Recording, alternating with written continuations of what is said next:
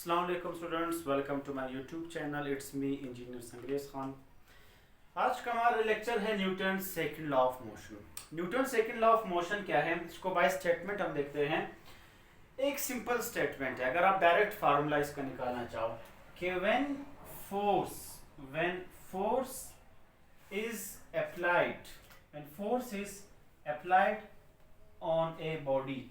अगर आपके पास कोई भी एक बॉडी है या आपके पास कोई भी एक बॉडी है, कोई भी कार है, कोई भी आपके पास एक बॉक्स है, कोई भी टेबल है, जब इस पे आप फोर्स अप्लाई करते हो, अगर ये बॉडी है, फर्स्ट करो आपने इस पे फोर्स अप्लाई, कोई बॉडी आपने इस पे फोर्स अप्लाई किया, when the force is applied on a body means आपके पास ये क्या है, कोई भी मास है, कोई भी मास है। बॉडी मींस कोई भी मास है, बॉडी की वजन होता है। एक बॉडी है, वो एक खास मास रखता है m, उस पे आपने फोर्स अप्लाई किया।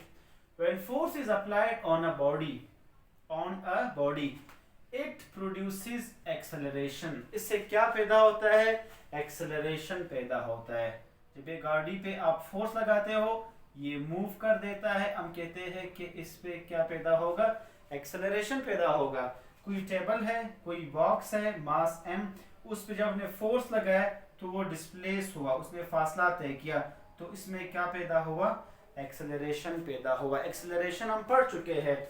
एक्सेलरेशन हमारे पास किस चीज के इक्वल था, change in velocity by time. कि जब कोई बॉडी मूव करती है, बॉडी पे आप फोर्स लगाओ और वो मूव कर जाए, वो हरकत में आ जाए, तो वो क्या करता है, वेलोसिटी उसमें होता है, वो किसी खास वेलोसिटी से मूव करता है। उस खास वेलोसिटी को विद रिस्पेक्ट टू टाइम हम कहते हैं एक्सेलरेशन, सिंपल।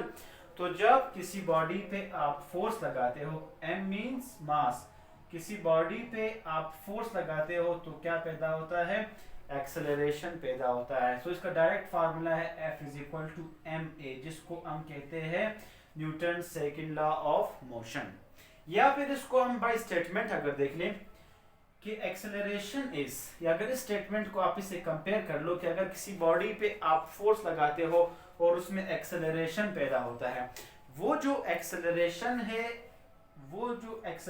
है आपके पास, वो एक्सेलरेशन है, तो जो आपके पास वो a है acceleration, it is directly proportional. जब भी डायरेक्टली प्रोपोर्शनल, इनवर्सली प्रोपोर्शनल का नाम आता है, उसको मैथमेटिकल फॉर्म में हम इस सिंबल से लिखते हैं, जिसको हम प्रोपोर्शनलिटी कांस्टेंट कहते हैं, प्रोपोर्शनलिटी साइन कहते हैं।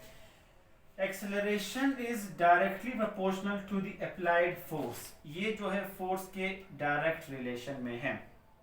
ये है आपके पास एक इक्वेशन। दूसरा स्टेटमेंट, एंड इनवर्सली प्रोपोर्शनल, और यही जो एक्सेलरेशन है ये इनवर्स रिलेशन में है।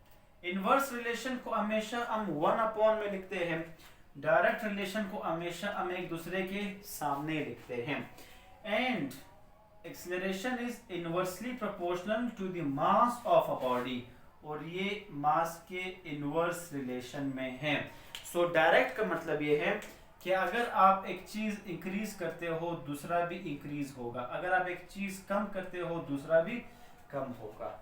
आप जितना ज्यादा फोर्स लगाएंगे किसी बॉडी पे, उतना ही ज्यादा एक्सेलरेशन पैदा होगा।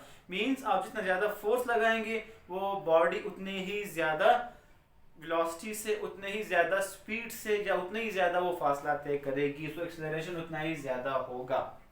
दूसरा चीज, मास जितना ज्यादा होगा, गाड़ी है उसका मास ज्यादा है, तो उस पर एक्सेलरेशन कम से कम होगा। मींस उसमें जो मूवमेंट है, जो किसी खास वेलोसिटी से वो बॉडी मूव करेंगी, वो कम से कम होगी, क्योंकि बॉडी ज्यादा है।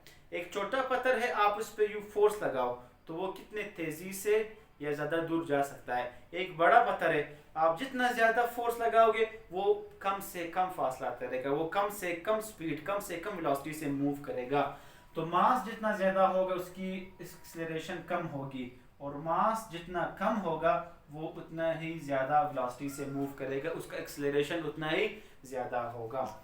यहाँ पे हमेशा हम क्या करते हैं, इस प्रोपोर्शनलिटी साइन को हम एक बार लिखते हैं, ये दोनों ए उसको हम एक बार लिखते हैं, एफ उसी तरह लिखते हैं डिवाइडेड बाय एम, डिवाइड में है हमने लिखा डिवाइड में। दो इक्वेशंस को कंपेयर करना, सॉल्व करना, उसको हमेशा हम इस तरह लिखते हैं। फिर हम क्या करते हैं, इस प्रोपोर्शनलिटी साइन को जब हम खत्म करते हैं तो हम एक इक्वल लगाते हैं और एक कांस्टेंट लगाते हैं, ये है एफ अपॉन एम। यहाँ पे जो कांस्टेंट यूज हुआ है के की यहाँ पर वैल्यू हम लेते हैं 1। तो यहाँ पर अगर आप 1 पुट कर लो तो कोई फर्क नहीं पड़ता। सो ये इक्वेशन बन जाता है a is equal to F by M. अगर आपको फोर्स चाहिए, m डिवाइड हो रहा है, इधर आकर ये मल्टीप्लाई हो जाएगा, तो फोर्स आपके पास बन जाएगा f is equal to M A. तो देख ले, ये भी f is equal to M A है, ये भी f is equal to M A है। इसको हम कहते हैं Newton second law of motion. बाकी आपके न्यूमेरिकल पे डिपेंड करता है। अगर आपसे एक्सेलरेशन पूछे तो आपने फार्मूले को इस फॉर्म में लिखना है। अगर आपसे फोर्स पूछा जाए तो फिर ये फार्मूला आपने लिखना होगा। सो ये है हमारे पास Newton second law of motion of, so it will be cleared. So thank you all of you. Next lecture में इंशाल्लाह मिलते हैं, तब तक के लिए अल्लाह हाफिज, शुक्रिया।